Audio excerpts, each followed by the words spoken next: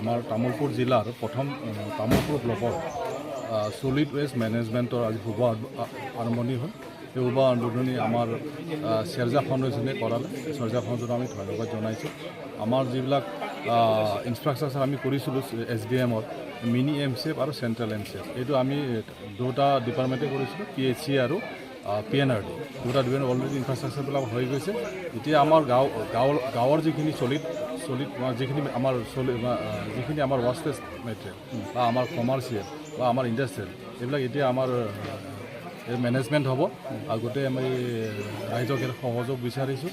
গোটেই VCDC আমাৰ আজি চেয়াৰমেন আছে, বিভিন্ন ডিপাৰ্টমেণ্ট আছে। আমাৰ চবৰ সহযোগত আমাৰ যাতে আমাৰ আৱৰ্জনাবোৰ যাতে আমাৰ সঠিক স্থানত যায়, আৰু ইয়াৰ পৰা যে আমি সাজি ভাৰ্মি কম্পোষ্ট বা কেঁচু সাৰ আমি যিবোৰ প্ৰডাকশ্যন কৰিব পাৰোঁ ইয়াৰ জৰিয়তে, গতিকে আমাৰ ইয়াৰ জৰিয়তে যাতে আমাৰ ছলিড ৱেষ্ট মেনেজমেণ্টটো সঠিকভাৱে হয়, গাঁওবিলাকত ফাংচনেৰী হয়।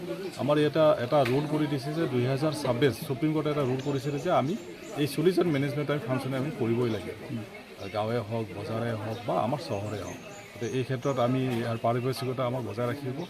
গতিকে আমি আজি সেউজা ফাউণ্ডেশ্যনক আজি যিটো এটা ফ্লেগ অফ ইভেণ্ট এটা আমি কৰিলোঁ, তেখেতলোকক ধন্যবাদ দিছোঁ, যাতে আমাৰ ভৱিষ্যত এই কামখিনি আগলৈ যাতে আৰু গৈ থাকে কৰি থাকে। পৰ্যায়ক্ৰমে তামোলপুৰৰ লগতে নাইকেজুলি গ্ৰেচৰতে হ'ব ধৰণৰ হয়, তেওঁলোকে আজি জনাইছে যে আমাৰ যেতিয়া তামোলপুৰ ব্লকৰ এইখিনি ফাংচনিং হ'ব, সেউজাই যেতিয়া কৰিব, নেক্সট আমাৰ MU গড়েশ্বৰ নাগৰিক তেওঁলোকে কৰিব। BDOৰ লগত আমাৰ অলৰেডি তামোলপুৰ যেনেকৈ MU হৈছে সেউজা আৰু তামোলপুৰ ব্লক, ঠিক তেনেকৈ গড়েশ্বৰ নাগৰিক আৰম্ভ হ'ব।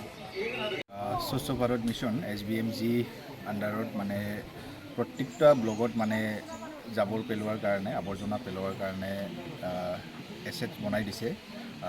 এইটো MCF প্ৰত্যেকটা গাঁৱত মানে প্ৰত্যেকখন গাঁৱত MCF থাকে, মেটেৰিয়েল কালেকশ্যন ফেচিলিটি, আৰু VCDC লেভেলত এটাকৈ কিবা থাকে চেণ্ট্ৰেল MCF আৰু কমিউনিটি কম্প'ষ্ট পিট এনেকুৱা থাকে।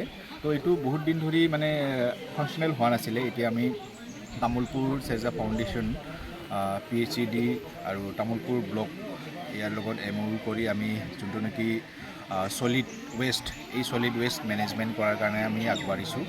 এইটো ছলিড ৱেষ্ট মেনেজমেণ্ট কৰাৰ পিছত বহুত আমাৰ এৰিয়া চাফ চিকুণ থাকিব, আৰু যোনটো নেকি ৱেষ্ট আমি যেনেকুৱা প্লাষ্টিকটো আমাৰ ডেইলি লাইফত, মানুহৰ ডেইলি লাইফত মানে এটা এৰিব নোৱাৰা অংগ হিচাপে মানে পৰিণত হৈছে। তো এই প্লাষ্টিকবিলাক আমি ক'ত পেলাওঁ? প্ৰত্যেকেতো আমি বজাৰত গ'লে প্লাষ্টিকটো ওৱান টাইম ছিংগল ইউজ প্লাষ্টিকত আমি শাক পাচলি আনো, এইবিলাক প্লাষ্টিক ক'ত যায়? আমি পেলাই দিওঁ, নাইবা জ্বলাই দিওঁ, বা পেলাই দিলে এতিয়া কি হয়, মাটিটো প্ৰদূষণ হয়, লগতে জ্বলাই দিলে বায়ু প্ৰদূষণ হয়, আৰু ইয়াৰ ফলত মানে বহুত মানে বেমাৰ আজাৰত আমি ভুগিব লগা হয়। এইটো আমাৰ এতিয়াৰ পৰা যদি আমি প্ৰপাৰ মেনেজমেণ্ট ছিষ্টেমটো যদি আমি নকৰোঁ, ৱেষ্ট মেনেজমেণ্ট ছিষ্টেমটো যদি আমি এডপ্ট নকৰোঁ, তো আমাৰ অনাগত দিনত মানে ভৱিষ্যতত মানে বহুত প্ৰব্লেমত আমি সন্মুখীন হ'ব লগা হ'ব।